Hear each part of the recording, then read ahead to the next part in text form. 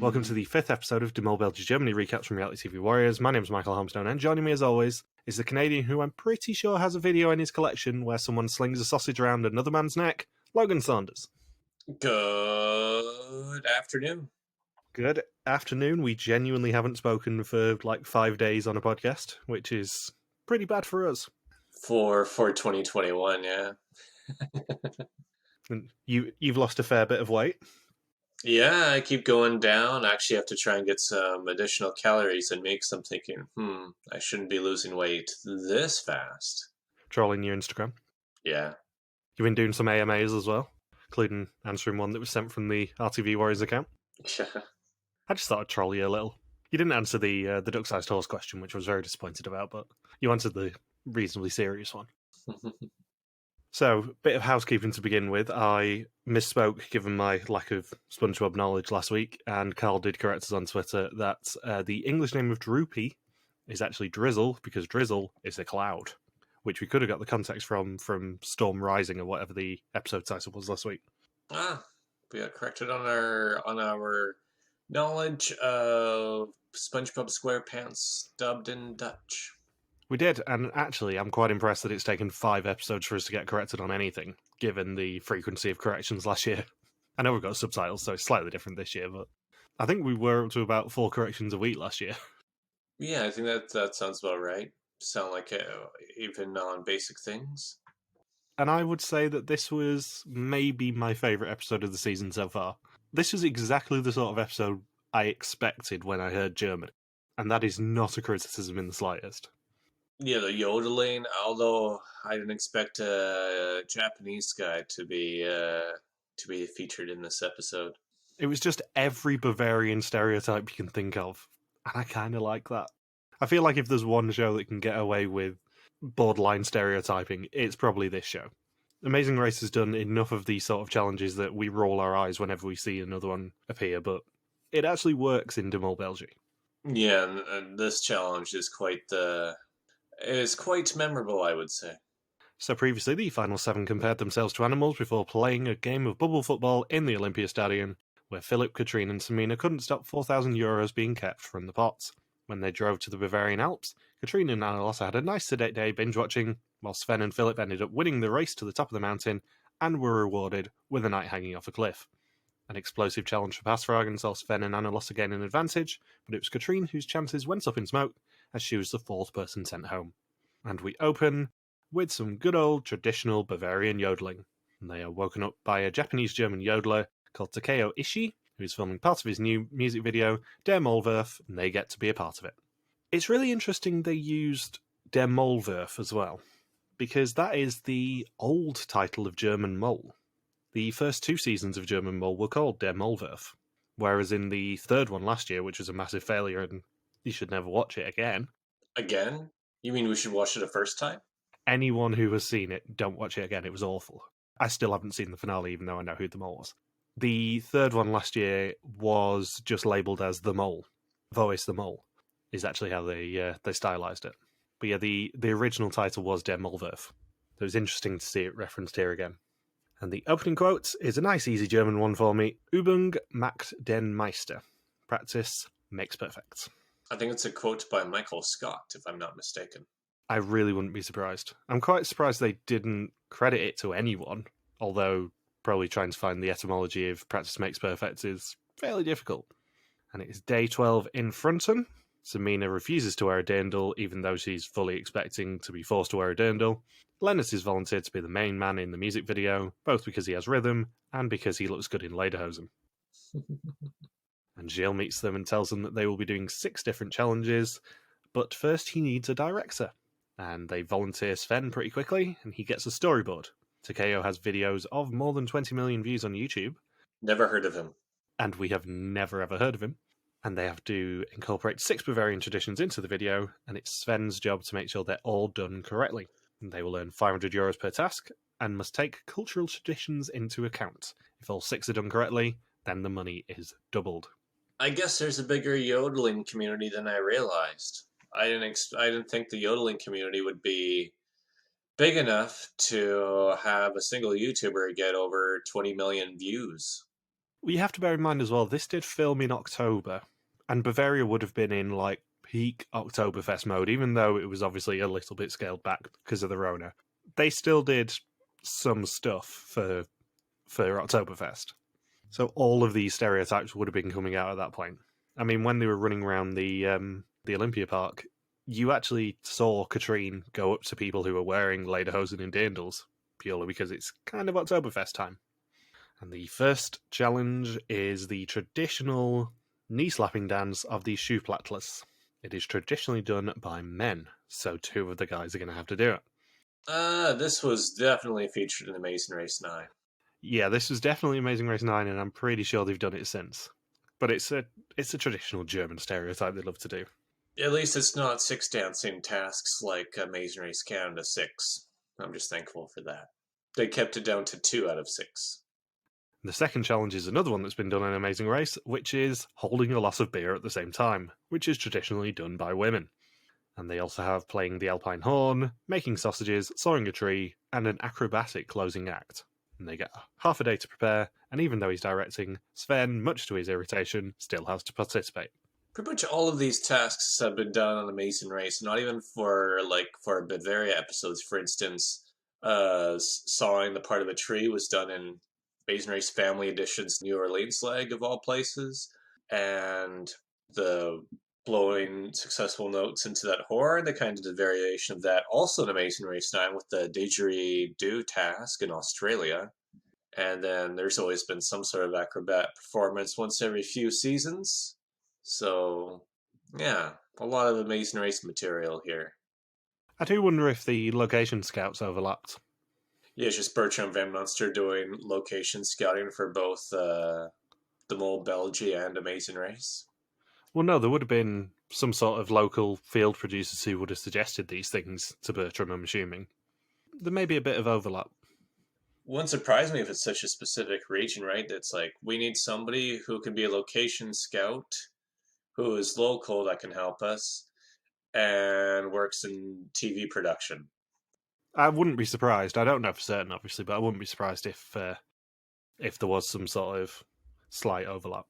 I guess we'll have to look at the credits on IMDb for this episode. Yeah. And the 3 men left begin with the Alpine horn to determine who's doing that and who will be doing the dancing. Sadly for him, Sven is a master at blowing the horn. Lennart, not so much, because he keeps forgetting to breathe. And Philip sounds like he's farting because he forgets to relax his lips. And they have to nominate someone to blow 2 perfect notes to earn the €500 for that segment. Alex the guide says, much to his disappointment, that Sven would be his choice. And he tries to get out of it by saying he doesn't understand musical notes, but then relents anyway.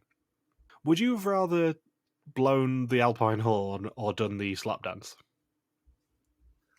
I guess I would have tried probably blowing the Alpine horn, just to avoid the obligation of wearing lederhosen. Well, no, Sven still had to wear lederhosen. They all did. Yeah, right. But I think blowing the Alpine horn's probably the easier choice. It's also the more satisfying one. Anybody can just randomly slap themselves in the legs, but it takes real talent to blow into that horn. So Sven, being the blower, means that Philip and Lennart will be doing the dancing. And the women have to take care of the sausage. In the music video, someone will have to sling a perfect sausage around Takeo's neck as he walks past singing. First, they have to make the sausages, though. Anna Lossa says she's done it before, and after 15 minutes, they have their first perfect sausage. And there is a lot of phallic references when they practice. And it gets to the point where they can't even keep a straight face themselves. Genuinely, when I was writing my notes, I had to remove references to blowing the Alpine horn and making sausages, and all the various dirty imagery that comes with it, because there was a lot of phallic imagery in this challenge. Yeah, Yasmin gets meat in her eye, and then then Samina's struggling with the crank, and then they're like, "Oh, it's your first sausage." Don't you just hate it when you get meat juice in your eye? Yeah. Don't you hate when it all just gets in your eye? I did think it was a step too far to call you the Canadian who really hates getting meat juice in his eye. Who does like getting meat juice in their eye is the question. That is the question that I think we all want answering. Is that going to be on the quiz? Question number 7. Who wants meat juice in their face? And then they have to have the very serious quiz-taking music, and one of the contestants staring like, I saw Yasmin, Samina, and Yasmin, Samina, and Anna Lot at the meat task, and they all got meat juice in their eye, and Samina seemed to be the only one who remotely enjoyed it. She could be them all, but I don't know. She has brought a lot of money into the pot. Do do do do do do. So the lads get a demonstration of the Shoeplatler dance. Philip looks a bit overwhelmed, and then in our banner image this week, which you have already seen because it just made me laugh far too much when I was watching the episode yesterday, Sven watches them, and his reactions are utterly delightful when they struggle, even though it's very slow. So funny. It's like, women, listen to me, women. I'm like, how is this not? How is this going over well? I am genuinely now trying not to put Sven on the banners if I can help it, because he's got 3 in a row, I think it is now. But Sven is brilliant at reacting to things. He's always so pissed off at everything. Did you see the picture that I sent you from the RTV Warriors account from Van Boel's account? Yes, I just looked at it. How cool is that? It looks like him, Axe, Bart, and someone from the Belgian version of The Bachelorette have been playing paddleball together or something. It's whichever one Tyson Apostle plays. I can't remember which one it is.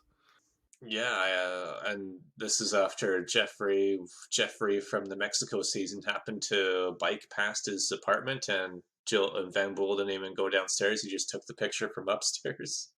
I genuinely love how even in the pandemic times, where, let's be honest, we know there isn't going to be a finale event again this year, even in the pandemic times, they're still all friends, all the alumni.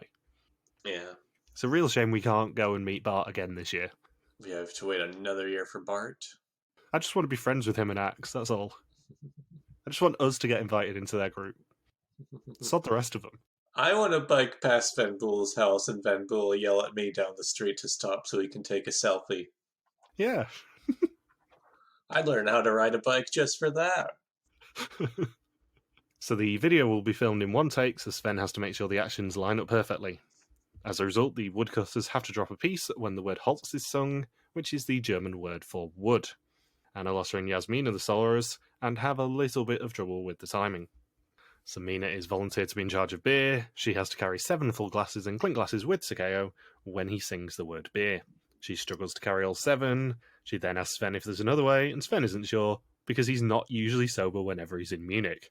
She decides to just rest it on her boobs, and to celebrate her success, Sven gets himself half a beer. I shall celebrate your success by getting myself intoxicated. By the way, I have the most important role out of everybody. At the start of this season, I'd compared Sven to Bart. I said I got a lot of Bart vibes from Sven. I am so glad that I did, because he, especially in this challenge, was peak Bart. I can easily imagine Bart in Greece doing this challenge and stopping midway to just get a beer. Yeah, and he was really drinking that beer. I'm inclined to believe that was not his only glass. He was taking advantage of being in Bavaria. So for the closing act, 2 candidates have to do acrobatic tumbling while the other 4 assist them. And Leonard and Samina initially try this challenge, and it gets pretty gropey, I would say. I like how after being groped by Leonard a couple times, Samina's like, let's not have me do this. Who replaces her? It's Yasmin? It's Anna Lotta. Oh, Analot, yeah. Analotta replaces, because Analotta and Leonard have the most similar body types. Yeah, on paper, you don't put Samina and Leonard together. You put Leonard and Anna Lotta because they're a similar height and similarly proportioned, basically. They are the obvious pair to make the tumblers here, because this side challenge basically lives and dies on the people being similar enough that they can counteract each other, basically. You don't put Samina there, you put one of the young girls who's a similar height to Leonard, which is Anna Lotta. Because you're not going to get Sven doing it, you're not going to get Philip doing it, so it kind of has to be Leonard if it's the guy. Or have Sven and Yasmin do it? Like, as much as it would be hilarious to put Sven in there, you're not going to put Sven in there. Especially when Sven is controlling the challenge and wants to do as little as is physically possible to humiliate himself on national television. So while Lennart and Philip practice the dance, the rest get to see their outfits, and Sven says his lederhosen are a bit too small, he needs to eat less schnitzel. And we get a zoom in on his crotch. Yeah, that's something we didn't need to see. It really is. It was an extreme close-up, and that shot lingered way too long. We're just filling up airtime. So they get one rehearsal with Takeo, but then they have to do it for real and for money. Philip fails the dance, Samina passes the beer, the Soras fail, Sven's horn passes, Samina fails the sausages, and they fail the closing act. Samina puts the sausage around the wrong person. They're like, Samina, that's not the challenge. Yeah, Samina, wrong yodeler. And Lent and Analog don't even come close to the acrobat performance. No. How would you play this challenge as a mole, do you think? Well, one note was do well in the rehearsal, and even before I knew who was doing what, I put an example. Maybe you do well on, say, blowing the horn during the rehearsal, and then you mess it up during the final performance. Guess what happens and who it happens to? I'm guessing you're still in a Sven tunnel then.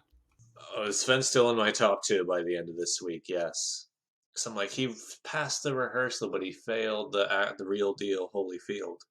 I was genuinely wondering whether you were going to still suspect Sven after this week, because Sven, up to a point, was nearly in my top 2 this week. He's not, but I was sort of half and half about him. Him and Lennart, I was trying to decide who was going to be it.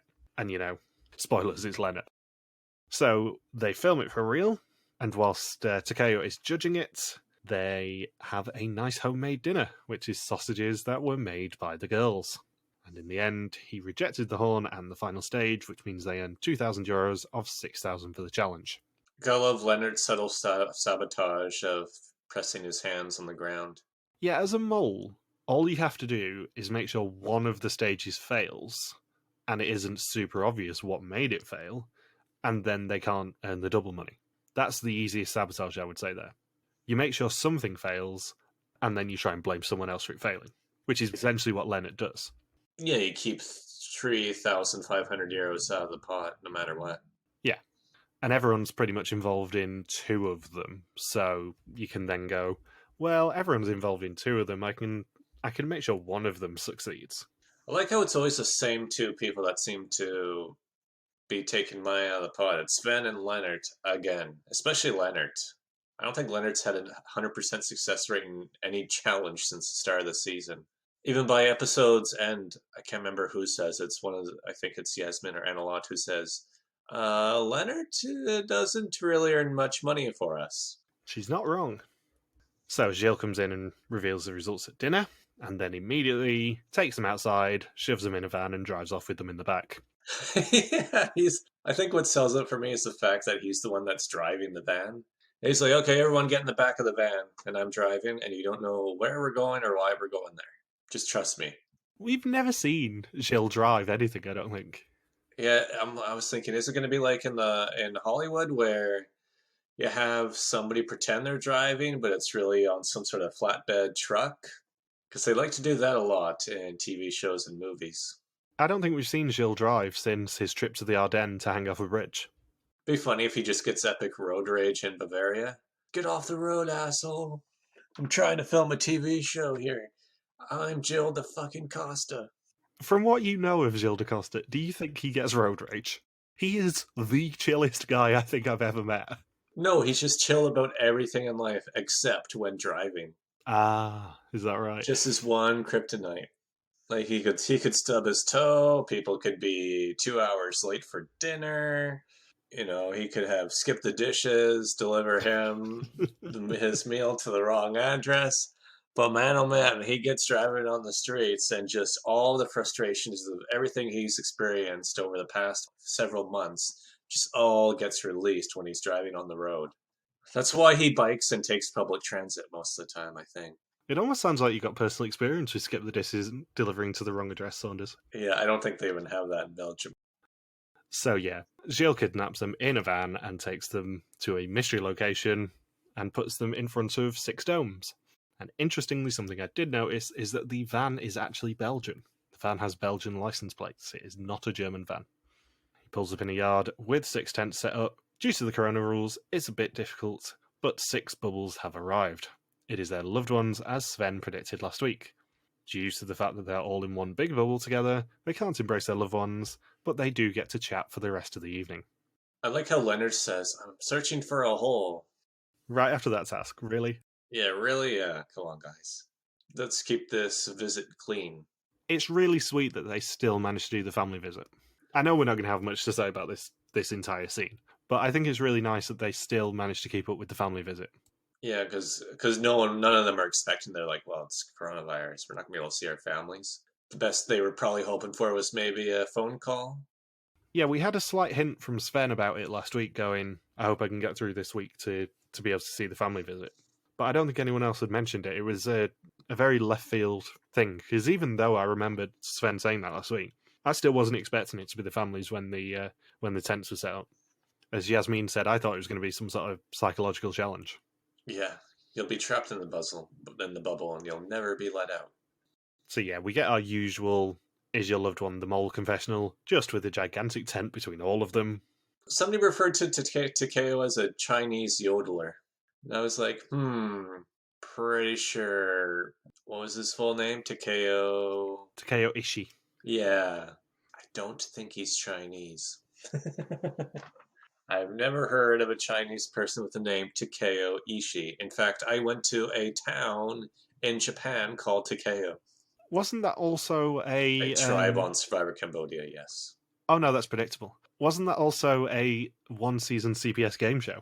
Takeo? So that was TKO, wasn't it? Oh, TKO, yeah. I love how it's just become a known thing that they're going to do the "Is your loved one the mole?" confessional, and then they still somehow manage to do it and film it brilliantly, but with plastic between them. It's probably still closer contact than that Facebook video call they did in Vietnam. It is, but that was also incredibly expensive for them to do. The life-size portraits. Yeah, for the sponsors to sort that would have been very expensive to fly them from Belgium to Ho Chi Minh City. Yeah, once you get to Ho Chi Minh City, it's quite cheap. Well, super cheap. No, yeah. But yeah, the if you can't find a cheap airline that's willing to go there or a cheap deal, yeah, you're kind of screwed. It's not South Africa cheap, but Vietnam is still very cheap. Yes. Yasmin's husband says he's struggling. He's having to work 100% at home due to how bad the cases are in Belgium at the moment. And Arthur basically tells his sister that they're adopting Izzy. Sven's girlfriend says he can't have got this far unless he's the mole. Yeah, I wrote down Charlotte's note too of, well, Sven, you must be the mole. Otherwise, how would you have gotten this far? And then Lucas says, swear on your kids, Yasmin, that you're not the mole. And she's just like, maybe, maybe not. She's like, I guess I'm not going to do that on TV. Apparently, Sven's girlfriend's a journalist as well. Be funny if one of them said, yeah, I'm surprised you're in this cast because, funny story, a couple weeks ago I was brought to a cornfield and put on a helmet and I had to try and get to the other side of this cornfield and get into a car, but this teenager beat me there. That would have been so funny if one of the alternates was someone's loved one. Yeah. Well, I mean, Samina's son Noah was apparently, it didn't make it in, so maybe it did happen. Because Samina did ask how Noah's grades were. Imagine if it was Jens's loved one. You're off the show, hubby. Jens's girlfriend or whatever takes the helmet off and shakes her hair out, and then Jens goes home and he's like, "Fuck's sake, how did this happen?" Yeah. I posted the list of errands and chores that you left for me. I just rewrote them for you on the fridge at home. Goodbye. Travel safe. Travel. Hot for Dama. So they are still in front, and on day 13, we get a reminder of Izzy's challenge, which is to learn how to push a button. Sven says he can't bond with Izzy because every 5 minutes he has to take a pill and sneeze. And Samina wonders if Izzy is deaf. And Philip says Annalos has always focused on the dog and not on the game. And yet here she is. What's funny is if it ends up being hold the button as the challenge. I don't know if that website is still around. But back in the day, there was a website called Hold the Button where all you do is just try to hold down the button on a website as long as you can. I don't think they do that just because the specific instruction from Jill in episode 3 was push the button. Oh, just push it, not hold the button. No, it's push it. Push it real good? Yeah, so it'd be a little bit mean for them to say, oh, by the way, you should have trained Izzy on this, really. Yeah, you should have trained Izzy to hold the position for as long as possible. See this dog just get all nervous and like shaky paw, like, how much longer do I have to do this? And a lot. I really could use a sausage and a Bavarian beer right now. It'd be cannibalism if Izzy had a sausage, because he's a sausage dog. So they then drive to iconic Amazing Race location, Schliersee, which is where Gilles' announcement pitch was taken, actually at the church where he meets them. And he says to them that they are doing a jigsaw today, one which the mole completed 3 days before the trip. And they have to beat the mole's time and can earn up to €5,000 if they do. However, the puzzle pieces are in the water. If their puzzle is completed first, they will earn €1,000, and along the way they can do 3 challenges, which will add more money to the potential prize fund. You and I have history with jigsaws. We're not good with jigsaw puzzles. We are not good with jigsaw puzzles. Imagine if one of us was the mole. Oh, Christ. They're like, oh, you guys failed another task. Let's fast forward another 30 minutes. Oh, he's got 7 more puzzle pieces locked in. Oh, you guys failed another half an hour. Oh, 5 puzzle pieces in. Oh, man, he gained 12 puzzle pieces on you guys. I think it says it all that the mole's time was bad enough that they could genuinely add an hour and a half on, potentially, and the mole still wouldn't necessarily win. But yeah, in 2017, I think it was, Logan and I did an online version of Amazing Race, and in the very first leg, in which we somehow did actually quite well, we foolishly picked a jigsaw task, and it took us fucking forever. Yeah. We did not cover ourselves in glory with the jigsaw task, so as soon as Jill said they were doing jigsaws, I'm like, oh no, this is not our sort of challenge. No, it's like, it's only our sort of challenge if one of us is the mole. Yeah. Be funny if in the footage you see like the mole just drinking a glass of wine in one hand while putting pieces in, not knowing that this is going to be a future time challenge, and then I don't know, maybe an episode of Game of Thrones comes on TV and like, oh, that's what happened to the Mad King, and then go back to their puzzle. Yeah. So, on a stand-up paddleboard, they will find their first 100 pieces and is able to complete the puzzle on. There are 3 more buoys on the water where they can collect the remaining pieces from. Sven promises them that with his balance he'll fall in more than once, and each puzzle piece that they're missing will cost them €100 from the potential winnings. The first buoy is a kilometre away, they can collect 100 pieces there. They get into a rhythm and are 10 pieces ahead of them all by the time they get there, with 185 pieces done versus 175. At the first buoy, they will need to pick 3 candidates with endurance. They get the pieces regardless, but by winning the jewels, they can earn more money. And they pick Anna, Lotta, Yasmin, and Lennart, while the other 3 decide to paddle to the second buoy. How would you have done with this first challenge? How's your breath holding? My ability to hold my breath was probably a lot better when I was swimming a lot more frequently.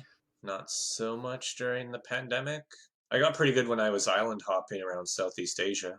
Yeah, I googled this earlier. Apparently, the average fit human can hold their breath for about 90 to 120 seconds. Yeah, you should be able to do well over a minute. So we actually, every summer we used to go to my aunt's house in Washington State. Since we had nowhere else to go, that she just had a swimming pool in her backyard. And where I lived at the time, I wasn't living in Vernon yet. So when we were really young, we were living in a place that all we had was like a river or something. So we didn't really get to go swimming all that much. So going to my aunt's swimming pool for 2 weeks every summer was like the only time where we really got to swim as much as we wanted to. So we always had like hold your breath competitions. And then of course when we moved to Vernon with having the 2 awesome beaches or the 2 awesome lakes to go to for swimming, we would do hold your breath competitions there. So yeah, we don't like, you should be able to get well over a minute no matter what. Yeah, apparently the Navy SEAL requirement is to hold your breath for 2 minutes without releasing any air bubbles. I can see that, to be like an expert swimmer. Yeah, I actually had to do a quick Google on this earlier. So before the trip, the mole held their breath for as long as possible. They have to try and beat the mole's time, holding their breath in a tank full of water. If they win, they'll add €1,000 to the stakes. If they lose, the mole's recording will fast forward by 30 minutes. I'm very curious if the mole just tried holding their breath once or if they practiced a couple times. Yeah, I think for fairness' sake, it probably had to be a one and done. Yeah, I guess one person had to beat them. But holy hell, was this a hell of a one and done. Having said that, a score of 2 minutes 39, which the mole does get, tells us that the mole is very fit. The mole is above average in terms of fitness. And bearing in mind that 2 minutes is the upper limit of a reasonably fit person, the mole has to be very, very fit to get 2 minutes 39, or very well practiced at it. Because I was thinking too, like on Survivor, because they have Ozzy, who is supposed to be like one of the best swimmers in the whole series. And then they had a confessional from Jonathan, I think, during Cook Islands, and he says Ozzy can hold his breath for something insane like 2.5 to almost 3 minutes. I'm thinking, are you serious? One of these Belgian contestants is as good as a guy who grew up in the ocean? I'm thinking, where are they swimming in Belgium to be able to hold their breath for 2 minutes and 39 seconds? Because that's not something you can do naturally. If you're getting that high of a time, yeah, you have to be like a fairly, maybe not super physically fit, but you have to be a frequent swimmer for sure. Yeah. I think it narrows down our potential mole pool very rapidly if you consider that 2 minutes 39 is not just above average, that is very above average. Yeah, that's like the top. You're talking probably the top 1 or 2 or 3% probably at that point. The world record is 24 minutes and 3 seconds. But that is someone who is a professional freediver. Oh yeah, those crazy free divers who like keep swimming down and down and down and down and down and then come back up. Yeah, those people are nuts. What is hilarious is that all three of these contestants combined for a time that's less than half of what the mole did on their own. According to the Guinness World Record site, related records include most bones tattooed on the body. Don't know how that's related, and also most teeth at birth. Do they have all of the records they approved for Turkmenistan? Because Guinness is kind of viewed as like supporting authoritarian governments. I love that entire story. The largest indoor Ferris wheel. The most bones tattooed on the body is a bloke known as Zombie Boy, who's from Montreal, who has 139. Well, I'm gonna get 140. There is actually a disclaimer on this Guinness record saying applications for this record title will only be accepted if the applicant is 16 years of age or over. Yeah, it's just a like 10-year-old. I really regret this. So yeah, none of them even come close. Leonard is the only one who really, really does anything decent. He gets 52 seconds, and that is after Anna Losser freaks him the fuck out by pouring the water directly onto his head. You gotta think that it's October and you're pouring water from a random lake in Bavaria. That's gonna be some cold water. That'd be the water is probably colder there than here in October, and I don't even want to imagine what that feels like. So my question is, was the mole's water that cold too? Did they have to handle water at an equivalent temperature? Because that would make if it's like freezing water, that makes it so much tougher. I would assume so, because if nothing else, there has to be an element of fairness, I would say. Yeah, because you got to think they're outside, they're already cold from paddling around and stuff, and then you're putting cold water into like a little thing that Izzy would probably have to wear on her head if she, after getting neutered or spayed. So Schliersee's temperature that day got to a high of 17. That's obviously not the water temperature, but outside it was up to 17 degrees. Yeah, so that water's going to be cold. Yeah, it certainly won't have been warm. I think they would have kind of had to be reasonably fair with the mole's attempts, because, let's be honest, if it obviously wasn't close at all, but if it was within a range of a couple of seconds, then that's a bit nasty if they then say, oh, but the mole had room temperature water poured on the head. Yeah, and they were inside of a well-furnished room. Yeah. And then we have Yasmin try. 26 seconds after stopping mid-pour for an eye scratch from Leonard. 26 seconds. That's nothing. And Anna also goes one step further and doesn't even make an attempt because she's panicked. It's like a 26-second decrease in between each person. I'm thinking, wow, I know who I don't want to save me from drowning.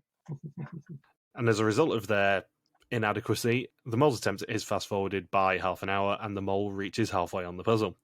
I think the mole was still holding their breath half an hour into it. Yeah. And the worst thing is, they actually relinquished their lead as a result of this, because on the way to the second boy, they were 6 pieces ahead of the mole still. Yeah.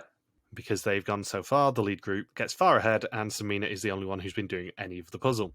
The first group struggled to catch up because they've got a long paddle ahead of them. And they reach the second buoy, which looks for 3 candidates for an agility challenge. This time it has to be Samina, Sven, and Philip, who do not know how to paddle a stand-up paddleboard. The challenge is the old classic Bavarian game of water pistol mini golf. Win and they add another €1,000 to the prize pots. Lose and the mole's time fast forwards by another half an hour. Philip is the first to attempt. He gets a time of 22.3 seconds. Samina sets a time of 17.4. However, the mole is even faster than that, with the time of 14.5.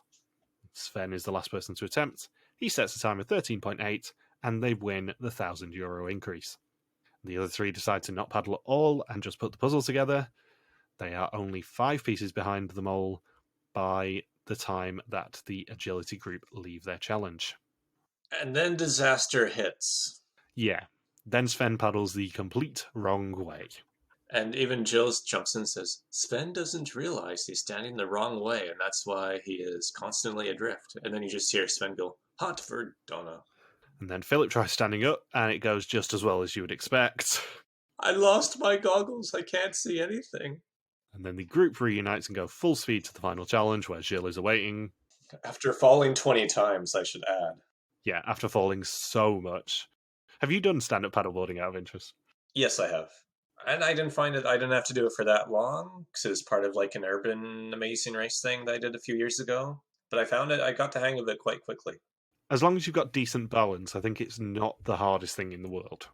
And decent balance is what you need for the final mini challenge, which Jill was awaiting for them anyway.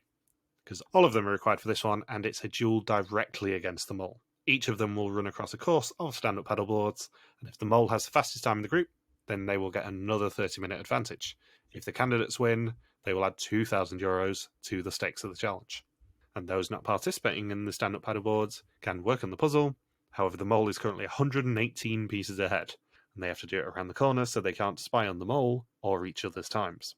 And Gilles tells them that they beat the mole on the course, so they are playing for €4,000. However, by the time he walks over, the puzzle was already finished by the mole, so they earn nothing of €5,000 of the challenge, 2,000 of 11,000 for the episode, and 14,600 of 60,000 for the season so far.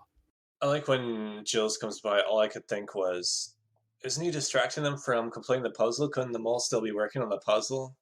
But then it made sense once he's like, okay, and I'm telling you all of this because the mole already finished. So I'm thinking, okay, at least he didn't say, I'm going to talk to you guys for 5 minutes about what happened in the challenge. And then at the very end of his speech, he's like, oh, the mole just finished. You guys should have been working on the puzzle while I was talking. That's why you lose. As soon as Gilles walks over with a tablet, you know you're screwed. Yeah. But yeah, it was funny though, just everyone sizing each other up though when they were doing their sprints through the water. Well, except for Philip, I wouldn't call Philip's a sprint. I would just call it a flop. An everlasting struggle. He got one board in. He kept messing up on the first board in that path. But yeah, just watching Philip crumble on the course there. And then when each person comes back, they have to be like, I'm just going to not say anything so nobody can get a read on me. I don't know how the mole would have played that bit, to be honest. I think by that point they probably knew they'd won anyway. Yeah, I think so, given that they weren't even really that close to finishing the puzzle, and Jules is like, yeah, you guys already lost. I'm going to assume whether or not the mole was first or sixth to go, they knew they had already done the puzzle. Yeah, I think it's going to be one of them cases like with the Jeffrey elimination challenge where Gilles probably said to the mole beforehand, you know you've won this, right? You don't actually need to put that much effort in here. You can just annoy them by letting them have €2,000 and then snatching it off them again. Yeah. So, it is now time for the test. 20 questions on the identity and actions of the mole. Whoever knows least is out of the game, except for the mole who can never go home. Samina says that today was a complete disaster. Sven is a natural klutz. I like how everyone is stunned that they didn't win this challenge. They're like, oh man, how did we lose that? After falling in the water 30 times, Yasmin thinking that some of the puzzle pieces had been undone, epically failing at the hold your breath competition. How did we lose this? Genuinely, outside of Sven winning the water pistol mini golf for them, that challenge was a complete write-off. Yeah, because both groups, when they were trying to get back to the main puzzle boat, they completely floundered. Well, even the people who were when Sven, Philip, and Samina were trying to get back to the boat, and a lot Yasmin and Leonard decided to just turn around so they had a fighting chance to reunite with everybody. It's like, well, they're not going to get back here on their own. Look at Sven. He's going to end up in Austria by the end of this. Philip says that Yasmin did a lot of the puzzle, but she didn't take control, and suggests that they did the puzzle while the mini-challenges were going on. Sven says that Philip was slow at paddling, and kept pushing the paddleboard off balance, so he's going up Sven's list. Yasmin says that Sven was the first to ask why she fell in the water, when Sven was the person who fell off the most. He didn't know what the horn should sound like, but he was good in all of the rehearsals. Analotta found lots of pieces of the puzzle on the ground. Something suspicious definitely happened with them, so even if they won on time, there would have been a penalty. Lennis isn't good at grabbing money. He put his hands on the ground in the tumbling challenge before she could grab his legs. Leonard says they exhausted themselves paddling. It didn't make sense for the other three to get so far ahead. And I've said this before, and I will say it again, the mole thumbprint transition is 100% a clue, and I don't know what it's referring to, and it's driving me nuts. Star wipe, star wipe, star wipe. So Gilles says that it was a colourful episode. They acted like true Bavarians, had a lovely reunion with their families, and had fun on the puzzle, but that ultimately failed. They are heading to East Germany tomorrow, heading towards Berlin. One of them won't come along for the ride, though. It is Yasmin and Leonard who get green screens, before Samina gets the red one. She says she was certain and put it all on one person. It was the right time to go all in. She had a bit of tunnel visi. Sven calls her a passionate woman and says she was a really cool person to travel with. And the most spectacular thing for her was the cornfield. She was always honest and always went for the group, and she hopes that she could make Limburg proud. Philip says she played passionately rather than strategically, and he admits that he convinced her to print the Passfragen, which answers a question from the paper factory. It's funny how many times people refer to her as passionate. I mean, her entire personality pre-season was she's a flamenco teacher, she's quite fiery, she'll be very opinionated and stuff, and we didn't really see that. She just seemed like a very nice person. She never really lost it with people, like I was expecting her to. Like when she was reunited with whoever was her loved one, she didn't freak out and say, "Oh my god, that's my loved one. Oh my god, me love." I think in episode 1, Samina kind of had glimpses of the fire, and we never really saw it when she left Belgium, and that's not a bad thing, because I really liked Samina. She was really cool. I'm surprised Samina's husband wasn't like, "What did Leonard do during the acrobat challenge? Move my bubble over. I'm going to knock him over with the bubble." You've already told me that he does not do well when he's in a bubble. Just let me flip him upside down. Yeah, he'll never get back up. The execution will be cancelled. You'll be able to go through. You'll be in the final 5, Samina. Yeah, I think she was a very interesting person. I never suspected her. That's the thing. No, this is the bummer about the past 2 episodes. Well, actually, I guess past 3 is that there were 4 people who I did not suspect in this cast. Not suspecting Philip, never suspecting Noah, never suspecting Katrine, never suspecting Samina. 3 of those people have gone home in the last 3 episodes, all in a row. Bum, bum, bum, bum, bum. All that's left. If Philip goes home next week, it's like all of my suspects since the double execution are still there. Interestingly, of the 11 suspicions that I've given so far in these podcasts in the first 4 weeks, only one of them has gone home, and that was Kevin. Yeah, I think it's the same for me too, isn't it? After this week, all 3 of your first week suspicions are gone, because you did put Samina in third in week 1. Yeah, I'd probably like Samina, Demi, and Kevin. Spot on. It was Dami, Kevin, then Samina in week 1 for you. Yeah. Since week 1, none of our suspicions have gone home. No, it's been like it's either Sven, Leonard, outside shot of Annalot, and it's like, oh, I guess we're just gonna execute everyone who I have never suspected. Awesome. It does mean that, assuming Yasmin doesn't go next week, which we'll discuss in a minute, assuming she doesn't go next week, it's going to be an absolute bloodbath on the suspicions. Because I've suspected Leonard all 4 weeks so far. You've suspected him 3 of the 4. Philip, I've suspected for 3 of the weeks. Sven, you've suspected 3 of the weeks. I suspected for 1 week. And Alotta, I've suspected for 2 of the weeks. It's going to be a bloodbath on suspicions if anyone other than Yasmin goes next week. Yasmin's the mole. So next time, they do head towards Berlin. There is another paintball game with parkour athletes. Leonard and Annalota fly to Brussels, and everyone touches cheese before an exemption is offered in East Germany. And the really fun thing is that the two main German cities that I've been to in the past few years were Munich and then Berlin. So I'm like, yes, this is continuing my trip. In before they go to Checkpoint Charlie. Yeah, I've been to Checkpoint Charlie. I think they might have been seen if they'd gone to Checkpoint Charlie. That's the only thing. Isn't that the whole point of Checkpoint Charlie? It is, but I think they would have been seen by tourists even during Corona times. I think we would have got an indication they were in Germany if Gilles was seen at Checkpoint Charlie, being honest. So, in first suspicions, only one person had Samina as their bottom suspect, which was Kim, who had her in number 11. 4 people had her at number 1, which was Steve, Emil, Aaron, and V. Lennis is still number 1 overall with 2.12 out of 5. Sven's now in second with 3.03. Then Philip 3.12, Yasmin 3.18, and Anna Lotta 3.56. Philip and Sven are the only two more suspected by Logan and I than the group as a whole. The lowest score you could have on the tiebreaker is 15. Impressively, 3 people have a score lower than 20, and the current lowest is 18, scored by the same 2 people who were in the lead last week, Holger, Matt, and Carl. Logan's score is a pretty impressive 29, and I am on 23. The average score is 27.11. And a small fact that I'm not going to name who it is, but someone does have a score of 40, which is the maximum pretty much. Everyone in their list that is left in the game was put 6th through 10th on that list. I was saying this to my brother last night. It's actually very impressive to have the final 5 be 6th, 7th, 8th, 9th, and 10th on your list. Because assuming you put Jens last, that's pretty much a gimme spot. So 40 would be the maximum score there, and someone is on 40. Interesting. So in the pool, Logan loses his third team member in Samina, leaving him with Yasmin and Sven. And my team's still Anna, Lotta, Lennart, and Philip. And as a result of me having 3 people in the final 5, it does mean I'm going to have someone in the final 3, thankfully. Who do you suspect, Mr. Saunders? You can have 2 suspects this week before we go down to 1 next week. To warn you now. I wonder if that's how regular mole strategy should be, considering we still get to have 2 suspects for who's left in the game. If you're really doing the mole, you should still have 2 suspects at this point. To be fair, the number of suspects that we offer each week is roughly what we have previously discussed, how many people you should suspect with this number of people left. Yeah. Granted, if you were a contestant, you would have 4 other people to suspect. We still have 5. Yeah, there is a tiny bit of logic in me saying that between these numbers you can have 3 suspects, between these numbers you can have 2, and between these numbers you can have 1. Because we have discussed it before.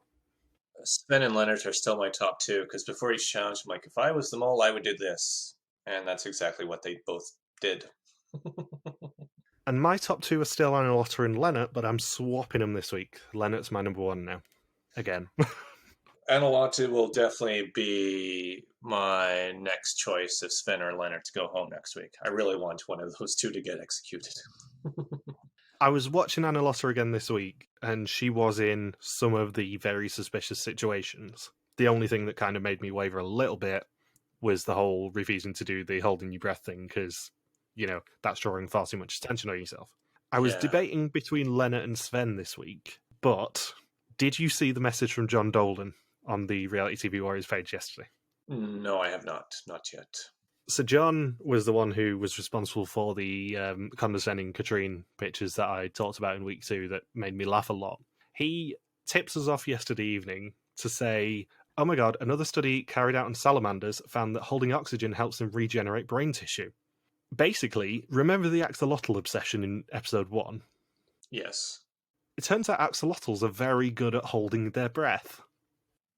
Maybe that's why Lennart likes doing that. Exactly. In fact, it's pretty much the number 1 animal, if you Google it, apparently, for which animal can hold their breath the longest. I thought a fish would be number 1. I'm just basically passing on what John said.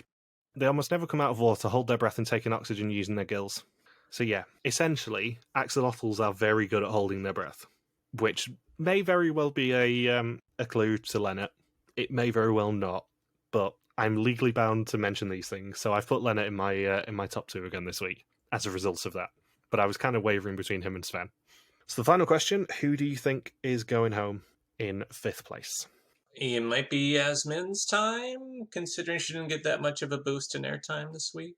I've said that so much this season. I've said it so much this season. I feel like if I guess anyone else, Yasmin will probably go. Yeah. Ideally, my preferred final 3 would be Sven, Lennart, and Anna Losser, I think, in terms of entertainment value. And suspense. Yeah. I really don't suspect Philip. I really don't. I think in some combination it probably has to be Philip and Yasmin going this week and next. I don't really care which one goes first. Obviously, I'd rather Yasmin goes first just from the pool point of view, so you only have one suspect left. But being realistic about it, I just want Lennart, Anna Losser, and Sven to be the final three. One thing I noticed, Yasmin was not wearing any glasses at this execution. She lies with her eyes. Yeah, I was setting you up for that. I wrote that in my notes. I'm like, I bet you're going to make a Craig reference. It's literally the one good thing I can remember from season 5. Oh, this part amused me with Jill's and Samina's chat, where he's like, "Oh, what was your favorite part?" And she's like, "Oh, I really liked the start in the cornfield. I wish Jill's would have just jumped in and said, 'Did you like anything after that?'" He's like, "That was the very first challenge, Samina. Didn't you like, I don't know, the bomb game with the exploding chairs, or pretending that you didn't eat spicy food right when you said you ate spicy food?" Did you not have fun for the remaining 12 days of this? Yeah, it's like the cornfield was kind of the first hour. I mean, even all the people in the helmets experienced the cornfield too. That was their favorite part, and that's because that's the only thing they got to do. Same with the ends. He's like, well, maybe we should have had 2 people jump in. It would have appreciated the shit out of the rest of the tasks, Samina. Basically, Samina, stop being so ungrateful. Yeah, it's like if your best experience was the first day, then yeah, you should have been a backup. So I think the lesson here is even if you're at final 6, you're really confident on who you think the mole is. You still spread on the final 6 quiz. Yeah, the general rule we work to with suspicions is anything above 7, you get 3 suspects. Between 7 and 5 people who aren't you, so final 6 quiz, you go for 2 suspects. Anything from final 5 onwards, you go for 1 suspect. Yeah, and even at final 5, you can. It's not cut and dry if you should be splitting or not. If you split, you'll still survive, most likely. If you have 4 options, you go for 1 person. If you have between 5 and 7 options, you go for 2 people. If you have anything above that, you go for 3 people. I mean, we did have somebody in Vidum make it to the final episode with 4 people just by splitting up until a final quiz. We did, but also it's less likely that that happens in Belgium. Belgium like to make a big thing of more than one person will work out who the mole is. They don't like people to be surprised at the end in terms of the contestants. They prefer idiots from England in the press room to be surprised and go, fuck, when it's revealed. That's what I mean. Like, at final 5, you still have 4 suspects. You can probably still get away with 2 of them. I'd say it's a coin flip. Go with your gut on if you think the rest of the group knows who it is too. Final 5 is about the point where you should be trying to get to 1 suspect. Maybe just throw a few questions on a second suspect, just so you avoid that score of 0. Yeah, it's not a hard and fast rule because it does entirely depend on the situation you're in, but roughly about when you have 4 opponents, you should be trying to narrow it down to 1 person. Or if you're Philip, you just narrow it down to 1 person when there's still 9 people left. Yeah, if you're cocky like Philip, you go down to 1 at like final 8. But if you have 4 options on the table, I would say you go down to 1 suspect at that point. Anything above that's 2 or 3. That would be funny just to have that as a little game that they all mind game with each other at the start of the season. All of us, let's just all go for 1 suspect. Everyone say who you went for, and we'll all know who the mole is at the end of the first episode. Everyone just pick a different person.